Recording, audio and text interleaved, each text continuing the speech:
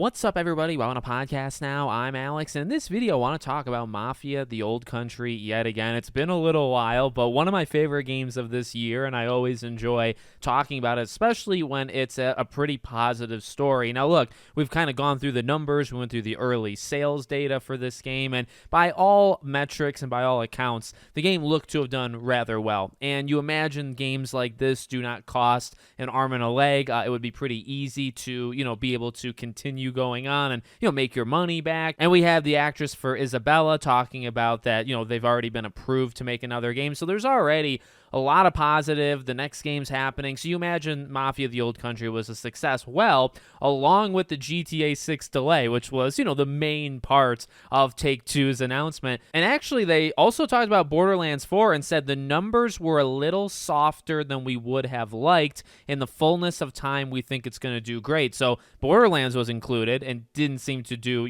all that amazing. Mafia, though, was a success, confirmed by them. They say what we suspected was confirmed, which is just if you give consumers a great narrative experience that's a lot of fun, somewhat contained, and at a fair price, then you can have the perfect result. And above that even said it beat the firm's internal expectations and proves that there's a market for narrative games done well. So there's your absolute confirmation. Honestly, the Borderlands thing is downright shocking because from all numbers we have of Borderlands, it's already a top 5 best-selling game of the entire year. So I don't know what the heck they were looking for that game to do, but really, all I care about, at least for this video, is Mafia. So beating what they thought it was going to do, that's pretty much all you can ask for, right? I imagine this game is still doing quite well. Black Friday will help it. I think just the lower price, I think, kind of what they say at a fair price. I think they nail it.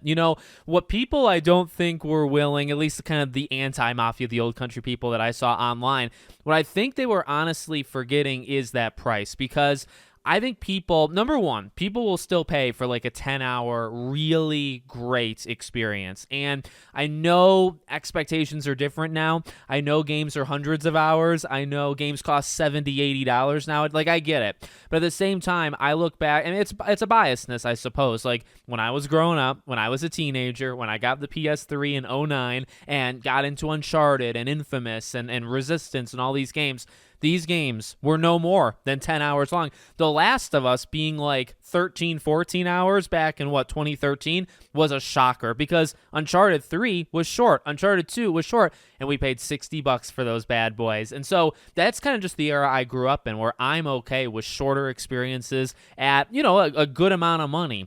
But Mafia, I think it kind of struck gold because it was actually pretty deep. It had an okay length of time that you'd have to, play it in order to get through it. Highly cinematic. It gets you in. I think it was just well done, too. I think the gameplay was fine for what it needed to be. I thought the story was excellent. I thought the characters were excellent. I thought it was a great Mafia game that I think I said it was my favorite Mafia game of all time, if you can believe it. So you had all that, and then it was $50. Not $70, not $80, $50.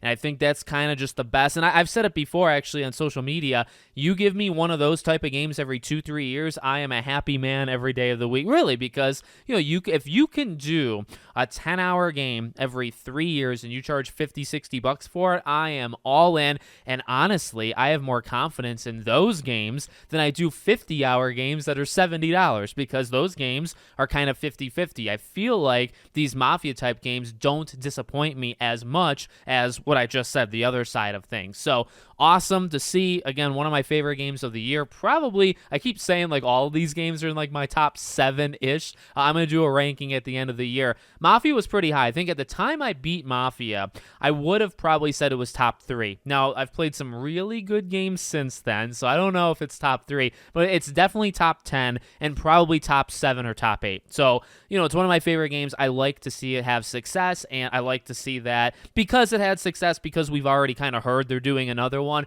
I want more, and it seems like we're going to get it. So let me know what you guys think. Make sure, as always, you're subscribed to the channel, bell icon turned on, and I hope to see you all on the next one.